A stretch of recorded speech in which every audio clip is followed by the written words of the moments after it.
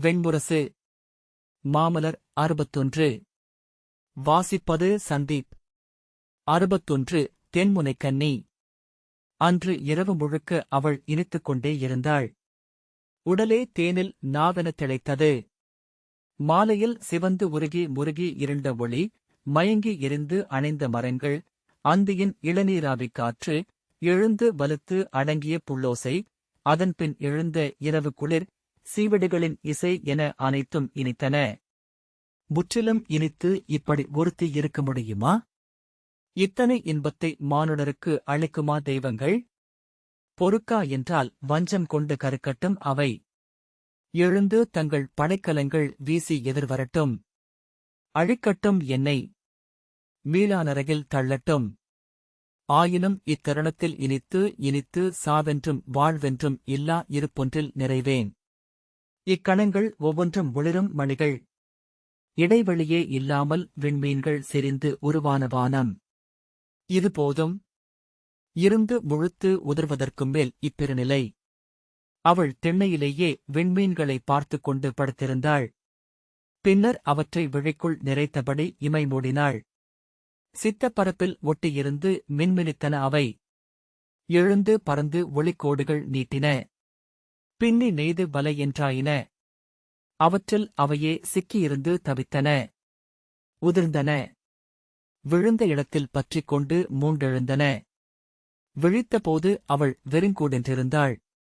வாழ்வதற்கு மீதி ஏதுமில்லை என உணர்ந்தவளாக ஓய்ந்த கைகளுடன் அங்கே கிடந்தாள். எழுந்து குழல் முடிந்து ஆடை திருத்தி நீராடக் கிளம்பிய போது உடலை உந்தவே முடியவில்லை. நனைந்த ஆடையென முள்ளும் கல்லும் தரையுமாக அப்படியே உடல் படுந்துவிட வேண்டும் போலிருந்தது. தனிமையில் நீராடினாள். மூழ்கி மீன்களை நோக்கி புன்னகை புரிந்தாள். எழுந்தபோது நீர் அவளை மீட்டிருந்தது. திரும்ப வரும்போது உதடுகளில் மெட்டு மீண்டு வந்திருந்தது. நடையில் துள்ளலும் கைகளில் மெல்லிய அலைவும் இருந்தது. வேங்கைக் கிளையை எட்டிப் பற்றி உலுக்கி மலர்திர்த்தாள். ஆடை மாற்றிய பின் உணவருந்துவதற்கு முன்னர் அவனை பார்க்க வேண்டுமென தோன்றியது. அவன் குடிலுக்குள் அசைவு தெரிந்தது. ஒவ்வொரு முறையும் அவன் அசைவைக் காண்கையில் எழும் திடுக்கிடல் விலகி மெல்லிய உவகை மட்டுமே என ஆகிவிட்டிருந்த மாற்றத்தை அவளே உணர்ந்தாள். படியேறி குடில்வாயிலில் நின்று உள்ளே நோக்கினாள். அவன் மாந்தோலை விரித்து தன் உடைமைகளை அதில் வைத்துக் கொண்டிருந்தான். உன்னை தேடிவர எண்ணினேன் தேவி. நான் இன்று கிளம்புகிறேன் என்றான். அவள் திகைப்புடன் எங்கே என்றாள். நான் வந்த இடத்திற்குத்தான். நேற்று ஆசிரியர் என்னிடம் நீ வந்த பணி முடிந்துவிட்டது என்றார். அவள் என்ன சொல்கிறீர்கள் என்று பதறும் குரலில் கேட்டபடி உள்ளே சென்றாள். ஆசிரியர் நேற்று அவ்வாறு சொன்னபோது எனக்கும் புரியவில்லை. ஆனால் இரவின் கனவில் அனைத்தும் தெளிந்தன என்றான் கசன். பிறிதொருவர் என்றால் இக்கணமே உன்னை கொல்ல நான் ஆணையிட்டிருப்பேன் என்றார் ஆசிரியர். அது நிகழலாகாதென்றுதான் உன் தந்தை உன்னை அனுப்பியிருக்கிறார். நன்று, உன்னை வாழ்த்தி வெல்க என்று சொல்லளித்து மட்டுமே என்னால் அனுப்ப முடியும். சென்று வருக என்று சொன்னார். இல்லை ஆசிரியரே என்று நான் சொல்லத் தொடங்க, இனி என் முன் வந்த மறவேண்டாம். உனக்களிக்க என்னிடம் இனி எந்தச் சொல்லும் இல்லை, செல்க என்றார். நான் அவரை வணங்கி வெளியே வந்தேன். அவர் என்னை புறக்கணிக்கிறார் என்னும் துயர் முதலில் எனக்கிருந்தது. அவர் அறைவிட்டு வெளியே வந்ததுமே அனைத்துக் கட்டுகளும் அறுபட்டு விலகியது போல் உணர்ந்தேன். இப்போது நான் வந்தது எதற்கென்றும் வீழ்வது எங்கென்றும் தெளிவாக தெரிகிறது. என் பணி முடிந்துவிட்டது. நான் கிளம்ப வேண்டும் என்று கசன் சொன்னான். உள்ளே சென்று அவனருகே நின்று சிறுமியைப் போல் தலையசைத்து நானும் வருகிறேன் என்று தேவயானி சொன்னாள். எனக்கும் இச்சிறிய தவக்குடிலும் இங்கு மீள மீள நிகழும் உணர்வலைகளும் செலுத்திவிட்டன. நாம் செல்வோம் என்றாள். அவன் நீயா? நீ எப்படி என்னுடன் வர முடியும் என்றான். என்ன சொல்கிறீர்கள் என்று அவள் திகைப்புடன் கேட்டாள். தேவி, நீ இங்கு என் கனவிலிருக்கிறாய். நான் இங்கிருந்து அகன்றதும் இக்கனவு கலைந்து என் முந்தைய உலகிற்கு சென்று சேர்வேன். இந்த மானுட உடலுடன் மானுட சித்தத்துடன் நீ அங்கு வர முடியாது. ஒவ்வொருவரின் கனவும் முற்றிலும் தனித்த பாதை. பிறர் அதில் காலெடுத்து வைக்கவே இயலாது என்றான் கசன். தேவயானி அவன் கைகளை பிடித்து உலுக்கியபடி, என்னை பிரிந்து எப்படி செல்ல முடியும் நீங்கள் என்றாள். ஏன் என்று அவன் கேட்டான். அவன் விழிகளை நோக்கியபோது அங்கு தெரிந்த தெளிவு அவளை துணுக்குறச் செய்தது. நானின்றி நீங்கள் எப்படி செல்ல முடியும் என்று அவள் மேலும் உரத்த குரலில் மீண்டும் கேட்டாள். ஏன், நான் இங்கு தனியாகத்தானே வந்தேன்? இங்கு உங்களுடன் இருந்தேன். என் பணி முடிந்தது என்று ஆசிரியரே உரைத்துவிட்டார். நான் இங்கிருந்து சென்றாக வேண்டும். இங்கிருக்கும் அனைத்தையும் விட்டுவிட்டுத்தான் செல்ல முடியும். அவளுக்குள் சினம் எழுந்தது. கைவிரல்கள் பதறத் தொடங்கின. விளையாடுகிறீர்களா என்றாள். நீ என்ன கேட்கிறாய் என்று எனக்கு புரியவில்லை என்று அவன் சொன்னான். நான் உங்கள் துணைவி. என்னை நீங்கள் மணம் கொண்டாக வேண்டும். தந்தையிடம் அதைப் பற்றி பேசுவதாக சொன்னீர்கள் என்றாள். அவன் அவள் கையை உதறி பின்னால் ஓரடி எடுத்து வைத்து, என்ன சொல்கிறாய்? நீ எப்படி எனக்கு துணைவியாக முடியும்? உன் தந்தையின் வயிற்றிலிருந்து பிறந்தவன் நான். உனக்கு உடன்பிறந்தான் என்றான். பல கணங்களுக்கு அவள் சித்தத்தில் சொற்கள் ஒன்றுடன் ஒன்று முட்டி இறுகி செயலற்றிருந்தன. பின்னர் நோய் கொண்டு வலிப்பிழந்தவள் போல முகம் சுளிக்க உடல் உதற அறிவிலி போல பேசலாகாது. நாம் உடல் ஒன்றானவர்கள், உளம் இணைந்தவர்கள். என் கணவனன்றி பிறிதொரு நிலையை நான் உங்களுக்கு அளித்ததே இல்லை என்று சொன்னாள். அச்சம் கொண்டு விரைத்தவன் போல, நானா? நாமிருவருமா என்று அவன் கேட்டான். ஆம், நாம் இருவரும். நாம் ஒன்றானோம். நினைவில்லையா உங்களுக்கு? மெய்யாகவே எனக்கு நினைவில்லை. நான் உணர்வதெல்லாம் இக்கனவில் எழுந்த பிறகு நிகழ்ந்ததை மட்டும்தான். இங்கு சுக்கிரரின் மைந்தனாக நான் பிறந்திருக்கிறேன். உன்னை என் உடன் பிறந்தாளென்றன்றி வேறு வகையிலும் கொள்ள முடியாது. அது பெரும் பாவம்.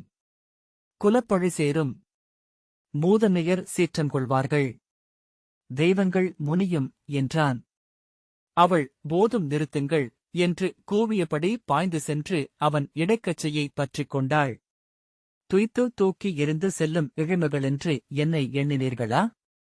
பிறிதொரு எண்ணமில்லாது உங்கள் காலடியில் பணிந்தமையால் எளியவளென்று நினைக்கிறீர்களா என்றாள். தேவி, உன் சினம் எனக்கு புரிகிறது. ஆனால் அது எதனால் என்று மட்டும் தெரியவில்லை. ஒவ்வொன்றும் தனித்தனிக் கனவெனவே நான் இங்கு இருந்து வந்திருக்கிறேன்.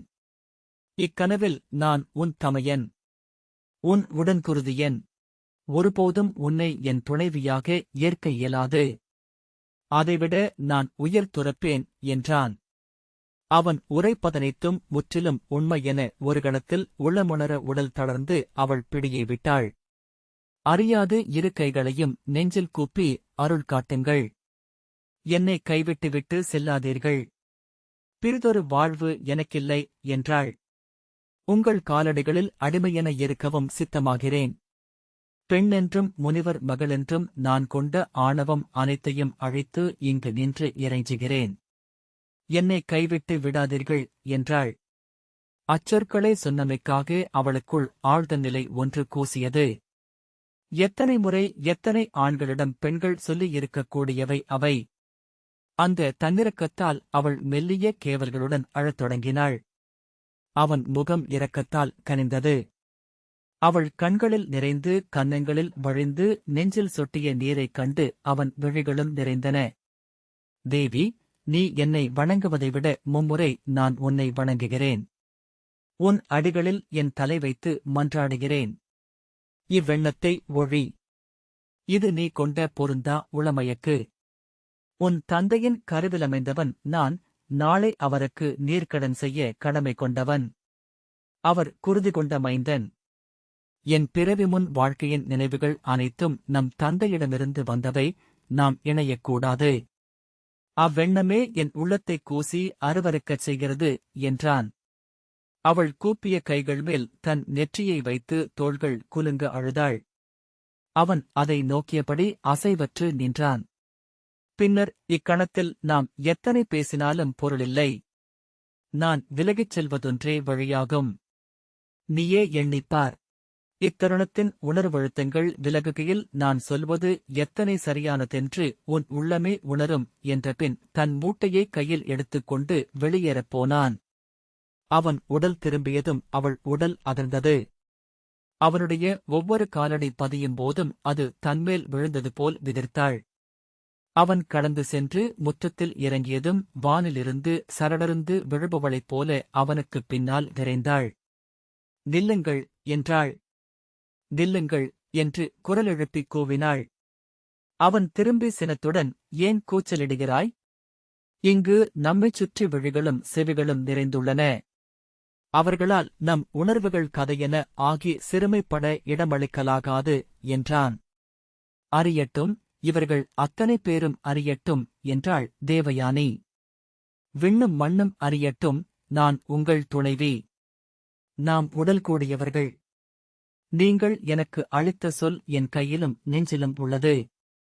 அதை மீறி நீங்கள் செல்ல முடியாது. கசன் நிலைக்குரலில் நான் எச்சொல்லையும் அளிக்கவில்லை. அவ்வண்ணம் சொல்லளித்திருந்தால் கூட அது ஒரு பொருட்டல்ல. தெய்வங்களின் நெறிக்கெதிராக எவரும் வாய்மையை துணைக்கழைக்க முடியாது. நெறிநூல்கள் அதை ஒப்புவதில்லை. ஐயமிருந்தால் உன் தந்தையிடம் சென்று கேள் என்றான். எவரிடமும் நான் கேட்க வேண்டியதில்லை. எந்த தெய்வமும் எனக்கு சான்று சொல்ல வேண்டியதில்லை. எனக்குத் தெரியும், நான் உங்கள் துணைவி என்றாள். நன்று, ஒன்று சொல்கிறேன். உன் தந்தையிடம் அல்லது இங்கிருக்கும் முனிவர்களிடம் சென்று கேள். அவர்கள் ஒருவரேனும் நெறிநூல்களின்படி நான் உன் கணவனாகலாம் என்று சொன்னால் தலை வணங்குகிறேன் என்றான் கசன். ஆனால் உனக்கு கணவனாக வாழ என் உடலும் உள்ளமும் ஒப்பாது. அக்கணமே வாளெடுத்து என் கழுத்தை அறுத்துக்கொண்டு உன்முன் இறந்து விழுவேன் என்றான்.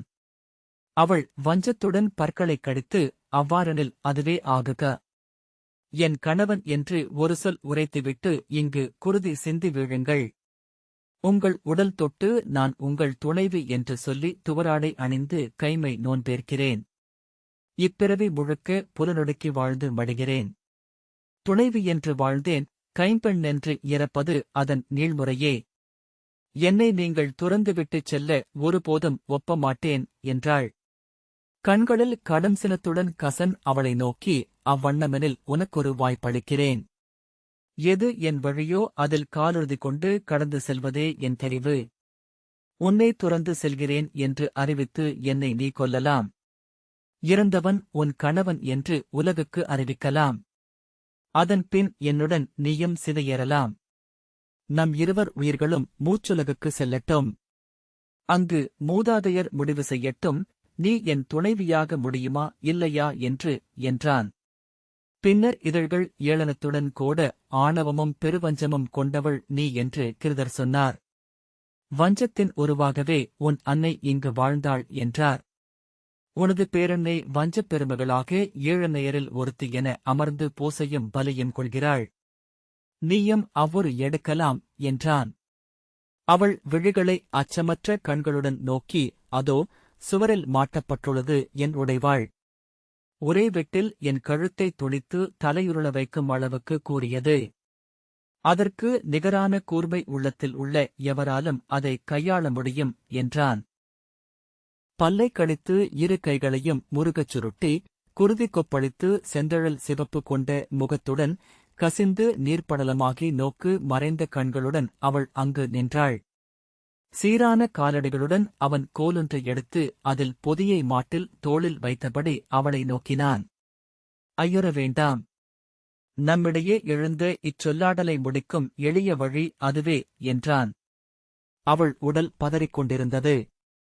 நீ முடிவெடுக்க வேண்டும் தேவி. அதுவரை இங்கு காத்திருக்கிறேன் என்றான்.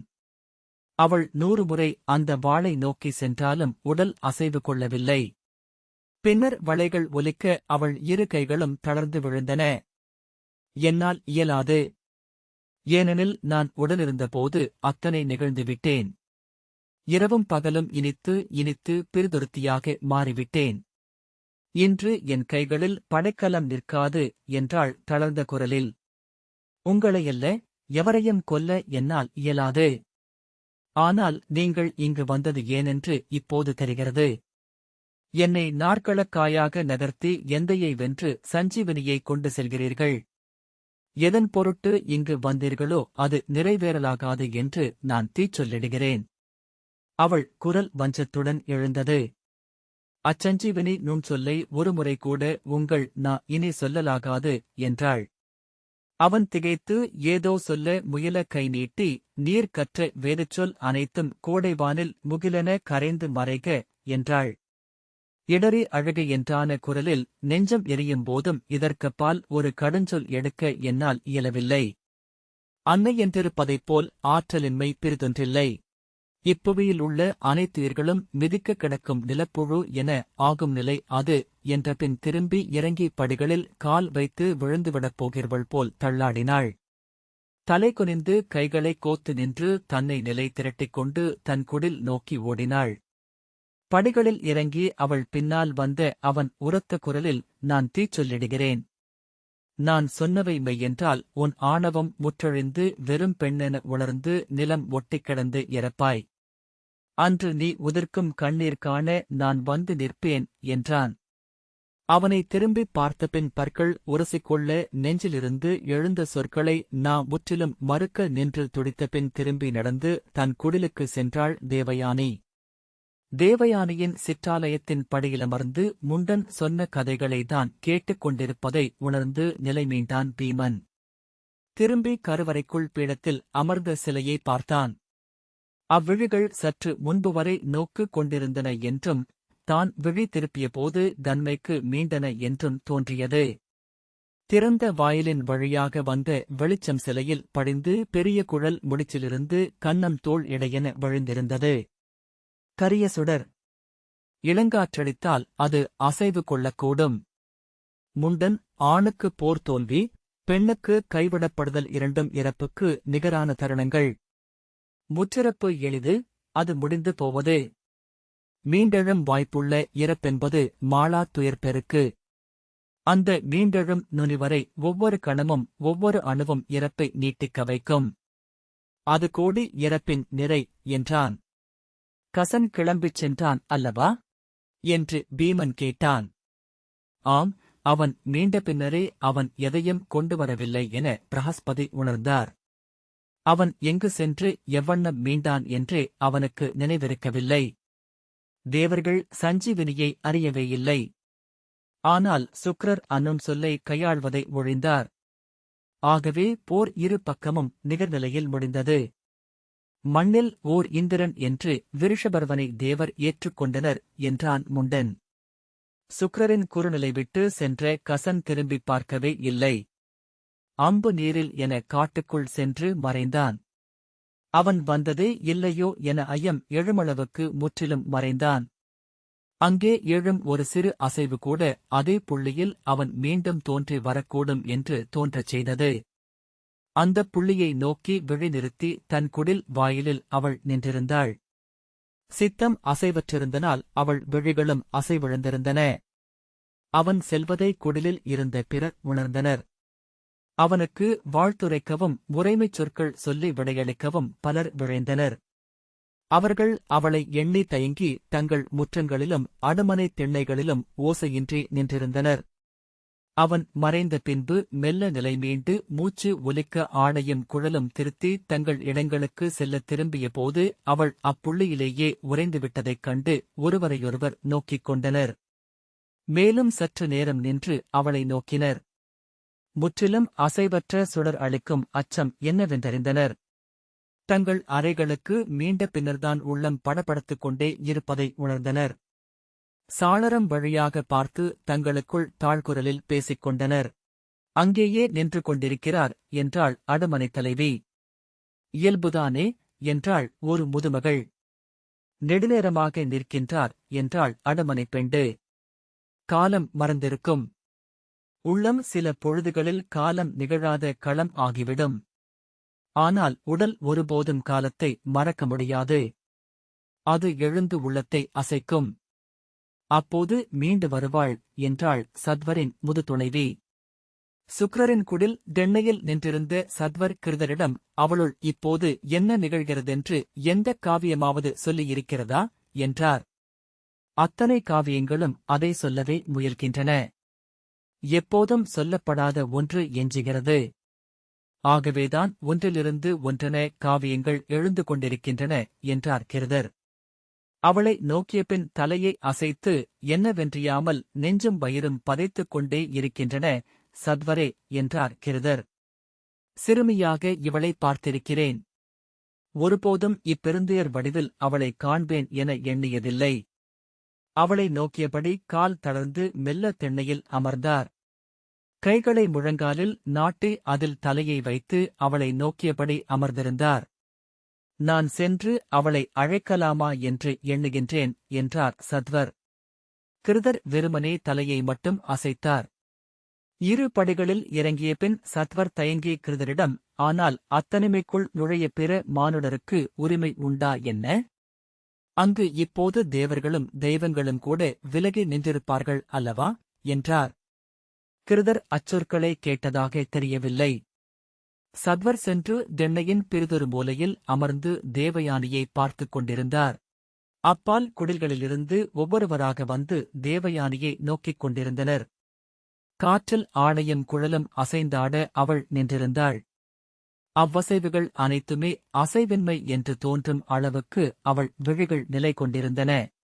அவர் சென்ற பாதையைத்தான் பார்க்கிறார் என்றாள் அடுமனைப் பெண். அங்கு அவர் நிற்பது போலவே தோன்றுகிறது. தேவி அருகே சென்று நின்றால் அவரை பார்த்துவிடலாம் என்பது போல விரலி ஒருத்தி பிரிவைப் போல பெருந்துன்பம் பெரிதில்லை. இறப்பு அதனினும் சிறிது. இறப்புக்கு பொறுப்பேற்றுக் கொள்ள தென்திசை தேவன் இருக்கிறான். பிரிவுக்கு மானுடரே பொறுப்பேற்றுக் கொள்ள வேண்டும் என்றாள். இந்த தருணத்தை கடந்தார் என்றால் அவர் மீள்வார் என்றாள் முதுபெண்டு. இங்கு நின்று இப்படியே உயிர் துறப்பவர் போல் தோன்றுகிறார் என்றாள் பிறிதொருத்தி. கூர்மர் என்னும் முனிவர் தென்திசைக் கடல் முனையில் ஒரு தேவி இவ்வாறு நிற்பதாக கதைகள் சொல்கின்றன.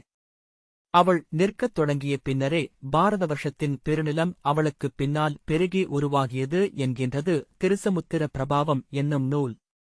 பாரத வருஷத்தில் பிறந்து வாழ்ந்து மடிந்த அத்தனை கன்னியர் உள்ளங்களிலும் புகுந்து தன் வாழ்வை அவர்கள் வாழச் செய்வாள் அவ்வன்னை. காத்திருக்கும் கன்னியென தன்னை உணராத ஒரு பெண்ணும் இங்கு முழுமை கொள்ள முடிந்ததில்லை என்றார். சொல்லிச் சொல்லி அத்தருணத்தை வெவ்வேறு வகையில் விரித்தெடுக்க அவர்கள் முயன்றனர். பின்னர் தெரிந்தது அத்தருணத்தை குறுக்கி அறிந்தவற்றுக்குள், அன்றாடம் வாழ்பவற்றுக்குள் கொண்டு சென்று நிறுத்தவே தாங்கள் முயன்று கொண்டிருப்பதாக. அது அச்சொற்களுக்கு அப்பால் முற்றிலும் தொடப்படாமல் நின்று கொண்டிருந்தது. ஏன் இத்தனை சொற்களை அள்ளி வைக்கிறோம் என்றார் முனிவர் ஒருவர். ஏனெனில் சொல்லிலாது இதை நோக்கி நிற்பது நமக்கு அச்சமூட்டுகிறது என்றார் பிறிதொருவர். சொல்லிச் சொல்லி அச்சத்தைக் களைகிறோம். இறப்பை, நோயை, பிரிவை, வலியை குறித்தே மனிதன் பெரிதும் பேசியிருக்கிறான். அந்தியாயிற்று. காடு இருண்டது, வானம் இருண்டது. இறுதியாக நிலம் இருண்டது. எஞ்சிய ஏதோ ஒளியைதான் பெற்று மெல்லிய கோட்டு வடிவன வெளியில் அவள் தெரிந்தாள். மூங்கில்தூண் அருகே மெல்ல தோள் சாய்ந்து அவன் சென்று அக்கணத்தையே காலமென்றாக்கி நின்று கொண்டிருந்தாள். இருளில் அவள் மூக்குத்தியின் அருமணியின் துளி வெளிச்சம் மட்டும் கூர்கொண்டிருந்தது.